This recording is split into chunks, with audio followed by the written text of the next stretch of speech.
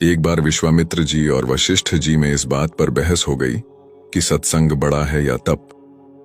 विश्वामित्र जी ने कठोर तपस्या करके रिद्धियों सिद्धियों को प्राप्त किया था, इसीलिए वे तप को बड़ा बता रहे थे, जबकि वशिष्ठ जी सत्संग को बड़ा बताते थे। वे इस बात का फैसला करवाने ब्रह्मा जी के पास चले गए। उनकी बात सुनकर ब्रह्मा जी ने कहा, मैं सृष्टि की रचना करने में व्यस्त हूं, आप विष्णु जी के पास जाइए, विष्णु जी आपका फैसला अवश्य कर देंगे। अब दोनों विष्णु जी के पास चले गए। विष्णु जी ने सोचा, यदि मैं सत्संग को बड़ा बताता हूं तो विश्वामित्र जी नाराज होंगे, और यदि तप को बड़ा बताता हूं तो वशिष्ठ जी के साथ अन्याय होगा। इसीलिए उन्होंने भी यह कहकर उन्हें टाल दिया कि मैं सृष्टि का पालन करने में व्यस्त हूं, आप शंकर जी के पास चले जाइए। अब दोनों शंकर जी के पास पहुंचे। शंकर जी ने उनसे कहा, यह मेरे वश की बात नहीं है, इसका फैसला तो शेषनाग जी कर सकते हैं। अब दोनों शेषनाग जी के पास गए।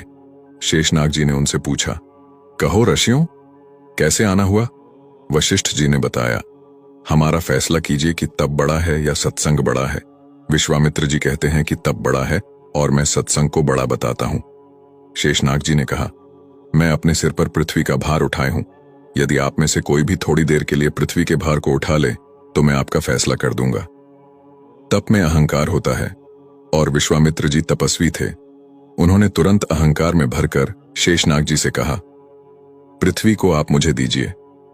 विश्वामित्र ने पृथ्वी अपने सिर पर ले ली। अब पृथ्वी नीचे की ओर चलने लगी। शेषनाग जी बोले, विश्वामित्र जी रोको, पृथ्वी रसातल को जा रही है। विश्वामित्र जी ने कहा, मैं अपना सारा तप देता हूं, पृथ्वी रुक जा। परंतु पृथ्वी नहीं रुकी। ये देखकर वशिष्ठ जी ने कहा, मैं आधी घड़ी का सत्संग देता हूं, पृथ्वी माता रुक जा। पृथ्वी वहीं रुक गई।